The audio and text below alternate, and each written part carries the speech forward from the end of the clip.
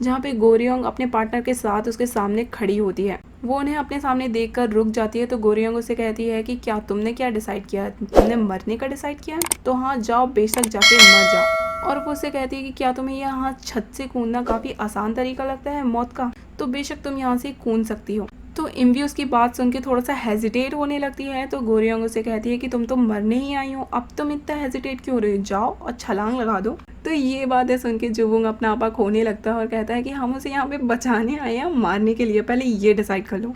तो लिमरियोंग उसे रोकता है और उसे स्टेयर्स की तरफ ले जाता है और जहाँ पे वो उसे समझाने लगता है। तो जुवुंग उसे कहता है कि मुझे तो समझ में नहीं आ रहा है वो बातें कैसे कर रही है, क्या वो उसे मारना चाहती है कि बचाना चाहती है? वो उसे अपनी बातों से मोटिवेट कर रही है उस लड़की को मरने के लिए, वो उसे रोक नहीं रही है। फिर यहाँ पे गोरियोंग उसे कहती है कि तुम्हें क्या लगता है इन सारी प्रॉब्लम्स का सोल्यूशन सिर्फ मरना है? तो इम्वी उससे कहती है कि हाँ, मेरी प्रॉब्लम्स का सोल्यूशन सिर्फ मरना ही है। तो गोरियोंग उससे कहती है कि हाँ बेशक जाके मर जाओ, अगर तुम्हें ऐसा ही लगता है तो तुम्हें अभी यहाँ से कूद जाना चाहिए।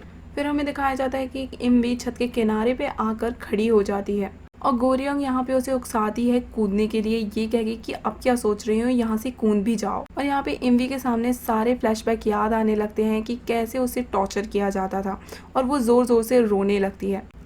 वहीं दूसरी ओर लिमरियोंग देखता है कि उसका परसेंटेज काफ़ी ज़्यादा हाई हो गया है और यही बात जुवुंग भी नोटिस करता है और उसे लगता है कि वो लोग उसे नहीं बचा पाएंगे। तभी जुवुंग उससे कहता है कि हम उसे बचा भी कैसे सकते हैं, तुम लोग उस लड़की को उकसा रहे हो मरने के लिए। तुमने सुना वो उससे बात किस तरीके से कर रही है, वो उसे सिर्फ उकसा रही है कि वो नीचे कूद जाए कैसे भी करके। वो उन लोग से कहता है कि तुम लोगों की टीम अभी बनी है और तुम लोग से काम करना नहीं आता है, इस तरीके से तो तुम लोगों को मार ही पाओगे, बचा तो नहीं पाओगे। और वो गुस्सा होकर वहां से नीचे चला जाता है। वहीं दूसरी ओर हमें इम्वी को दिखाया जाता है जो कि छत की पॉइंट पे खड़ी होती है और फिर गोरियोंग की तरफ पलट के कहती है कि मैं भी जीना चाहती हूँ, खुश रहना चाहती हूँ, पर तुम्हें क्या लगता है मेरी जिंदगी ईजी है? मैंने काफ़ी कुछ सहा है और मैंने सब कुछ पे समझौता करने की भी कोशिश की, पर मेरे लिए तो हंसना भी ट्रॉमा बन चुका है। क्या तुम्हें पता है मैंने कितनी बार अपने आप को आईने में देख के हंसने की प्रैक्टिस की है, ताकि जब भी वो मुझे टॉर्चर कर सके तो मैं उसके सामने हंस सकूं।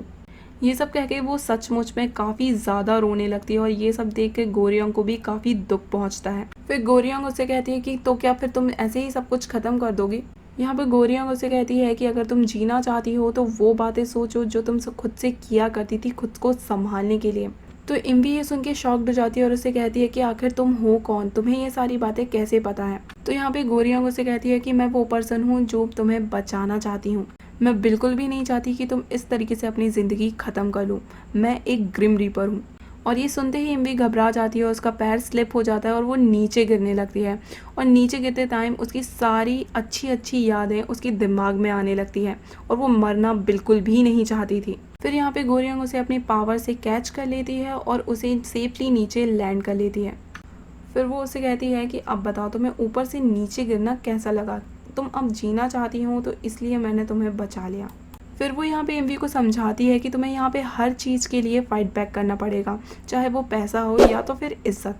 तुम्हें यहाँ पे सब कुछ खुद ही कमाना है, यहाँ पे तुम्हारे लिए लड़ने कोई सामने नहीं आने वाला है। फिर इसके बाद गोरियोंग इम्वी का नेगेटिव परसेंटेज चेक करती है जो कि 50% होता है और तभी लिमरियोंग भी वहाँ पे आता है और गोरियोंग से कहता है कि तुम्हें क्या लगता है कि क्या हम इस बार बच पाएंगे, क्योंकि अगर हम ऐसी लड़की को नहीं बचा पाए तो हमारी टीम खत्म। और अभी भी नेगेटिव एनर्जी 50% है, यानी कि चांसेस हैं कि ये कुछ ना कुछ गलत कर सकती है।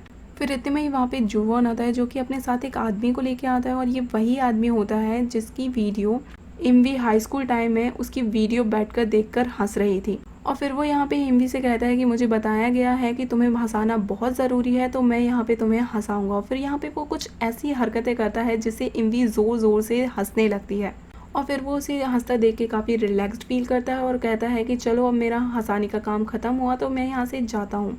फिर वो उसे वहाँ से जाने देते हैं। फिर जुवुंग उसके पास जाता है और उसे हग करता है क्योंकि वो उसके जाने के बाद ज़ोर ज़ोर से रोने लगती है और उसे रिलैक्स करने की कोशिश करता है। फिर वो उसका नेगेटिव परसेंटेज चेक करते हैं तो वो 20% होता है, यानी कि अब वो ज़िंदगी में कभी भी सुसाइड के बारे में दोबारा सोचेगी तक नहीं। और फिर यहाँ पे हमें जुवुंग का एक फ्लैशबैक दिखाया जाता है कि आखिर उस आदमी को उसने यहाँ पे लाया कैसे था। एक्चुअली में वो उस आदमी को फॉलो करता है वॉशरूम में और उसका टिश्यू पेपर उसके एंटर करने के पहले ही चुरा लेता है और फिर उस आदमी के टिश्यू मांगने पर उसे ब्लैकमेल करता है कि अगर तुम्हें टिश्यू वापस चाहिए है तो तुम्हें मेरे साथ एक जगह पे चलना पड़ेगा और एक लड़की को हंसाना पड़ेगा। और क्योंकि बेचारा बिना टिश्यू के तो निकल नहीं सकता था, तो उसे उसकी बात माननी पड़ती है। और फिर इसी तरह वो दौड़ता हुआ उसे अपने साथ उससे मिलवाने के लिए लाता है। फिर एट प्रेजेंट इमरियोंग कहता है कि आज तक इस मोबाइल में कभी ग्रीन नोटिफिकेशन नहीं आया और ये पहली बार है कि हमें कोई ग्रीन नोटिफिकेशन मिला। तो इस पे गोरियोंग कहती है कि शायद हमारी डायरेक्टर ने इसे अभी अभी फिक्स करवाया है, इसलिए हमें ये नोटिफिकेशन मिला है। जबकि ये जुवोंग के काम के कारण होता है, पर वो ये बात मानने के लिए तैयार ही नहीं होते हैं। फिर इसके बाद गोरियोंग काफ़ी गुस्से में हिनाओ को मज़ा चखाने के लिए जाती है। फिर वो हिनाओ से मिलती है और उससे कहती है कि तुमने इमवी के साथ जो भी कुछ किया वो काफ़ी गलत था और तुम्हें उसके लिए उससे माफ़ी मांगनी चाहिए। तो वो उससे एटीट्यूड के साथ कहती है कि तुम किस बारे में बात कर रही हो, मैं नहीं जानती हूँ, मेरे सामने से हटो, और वहाँ से जाने की कोशिश करती है। तो गोरियोंग उसे कहती है कि देखो मैंने तुम्हें ऑप्शन दिया था और तुमने यही चूज़ किया है तो ठीक है। और फिर जैसे ही हिनाओ वहाँ से जाने लगती है तो गोरियोंग उसे बाल से पकड़ती है और गर्दन से पकड़ के उसे उठा देती है। और फिर वो यहाँ पे इमवी का सारा टॉर्चर उसे देती है। वो इमवी की सारी मेमोरी उसके दिमाग में डाल देती है और ये सब कुछ सहना उसके लिए काफ़ी पेनफुल होता है।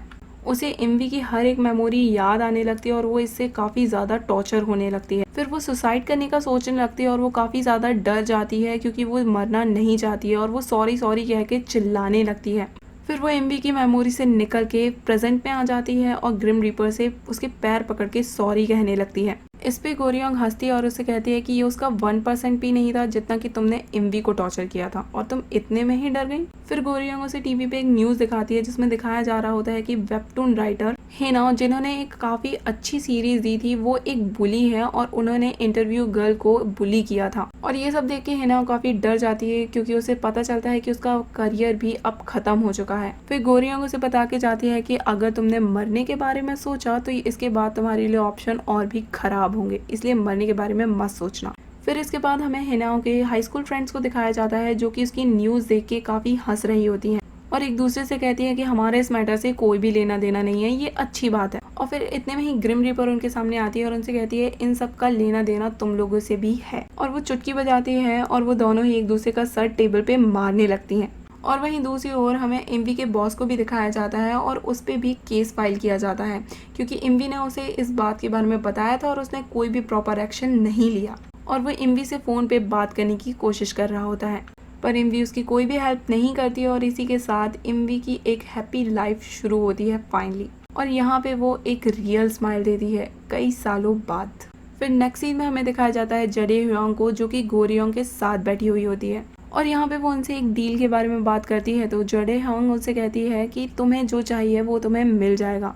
और फिर वो यहाँ पे जुवोंग के बारे में उससे पूछती है तो यहाँ पे गोरियोंग साफ इनकार कर देती है उसे अपने टीम में रखने से। अब यहाँ इस कंपनी यानी कि ज़ेमेडोंग का रूल होता है कि जब तक कोई टीम नए मेंबर को नहीं रखना चाहती है तो कोई उन्हें फोर्स नहीं कर सकता है। यानी यहाँ पे वो जुवोंग को रिजेक्ट कर देते हैं तो जडे ह्योंग उसे दूसरे डिपार्टमेंट पे भेजती है और वो खुशी खुशी वहाँ पे चला जाता है। और वो एक टेक्नोलॉजी टीम होती है तो वो वहाँ पे बैठ के काम सीखने लगता है और वहाँ के लोग उसकी काफ़ी तारीफ भी करते हैं। और फिर वो लोग जुवोंग से उस क्राइसिस मैनेजमेंट टीम की बुराई करने लगते हैं कि कैसे वो लोग इतने वीक पीपल को हैंडल करते हैं और वो उन लोगों को बचाना ही क्यों चाहते हैं जो सुसाइड करना चाहते हैं। वो लोग उनकी बुराई करने लगते हैं तो जुवोंग का दिमाग खराब हो जाता है क्योंकि उसके दिमाग में इमवी के सारे फ्लैशबैक याद आने लगते हैं और वो यहाँ पे गुस्से से खड़ा होता है और उन लोग से कहता है कि तुम्हें कैसे पता कि वो लोग वीक पीपल्स हैं, वो बिल्कुल भी कमज़ोर नहीं है, अगर तुम पे बीतेगी ना तो ही तुम्हें पता चलेगा। फिर नेक्स्ट सीन में दिखाया जाता है कि जुवोंग डायरेक्टर के रूम में बैठा होता है क्योंकि उसे लात मार के उस डिपार्टमेंट से भी भगा दिया जाता है। और फिर वो यहाँ पे ये सोच के परेशान होने लगता है कि अगर उसे यहाँ पे किसी भी टीम ने नहीं लिया तो उसे अपनी बॉडी में वापस जाना पड़ेगा और कोमे में पड़ा रहना पड़ेगा 3 साल के लिए। फिर हमें नेक्स्ट सीन में दिखाया जाता है कि गोरियोंग अपने पास्ट के बारे में सोच रही होती है जहाँ पे वो एक टनल में भटक रही होती है, शायद वो हेल में होती है और उसकी काफ़ी बुरी हालत होती है। फिर इतने में ही वहाँ पे उस टनल में जडे ह्योंग आती है और उसे कहती है कि तुम मुझे यहाँ पे बार बार बुला रही थी क्योंकि तुम शायद जिंदा रहना चाहती हो। और वो उसे एक प्रपोजल देती है कि अगर तुम ज़ोमेडांग में मेरे लिए काम करोगी तो मैं तुम्हें यहाँ से ले चलूँगी, तुम्हें बस लोगों को सुसाइड करने से रोकना पड़ेगा, अब ये तुम्हारे ऊपर है कि तुम्हें मेरे लिए काम करना है या नहीं। फिर नेक्स्ट सीन में हमें दिखाया जाता है कि एक मीटिंग बुलाई जाती है जिसमें डायरेक्टर सभी से पूछती है कि आखिर जुवोंग को अपनी टीम में कौन रखना चाहेगा। पर कोई भी उसे लेने में इंटरेस्टेड नहीं होता है। तो जडे हुआंग उसे कहने ही वाली होती है कि ठीक है, वो उसे उसकी बॉडी में वापस भेज देती है। पर तभी वहाँ पे गोरियांग कहती है कि वो उसे अपनी टीम में रख लेगी। फिर मीटिंग ओवर होने के बाद हमारा दूसरा ग्रिम रीपर पार्क गोरियांग से मिलता है और उससे कहता है कि हमें एक दूसरे के काम में इंटरफेयर नहीं करना चाहिए। और फिर वो यहाँ पे गोरियांग को कहता है कि मुझे तुम्हें उसी दिन पहचान लेना चाहिए था, मुझसे बहुत बड़ी गलती हो गई तुम्हें ना पहचान कर। और फिर यहाँ पे हमें एक सीन दिखाया जाता है कि एक आदमी बिल्डिंग से नीचे गिर रहा होता है और गोरियांग उसे गिरने से बचाने की कोशिश कर रही होती है और उसी जगह पे पार्क गिल भी होता है। यहाँ पे क्या हो रहा है क्या नहीं, इसके बारे में हमें आगे के एपिसोड में पता चल जाएगा। और इसी के साथ ये पार्ट यहीं पे ओवर होता है। तो see you in the next part.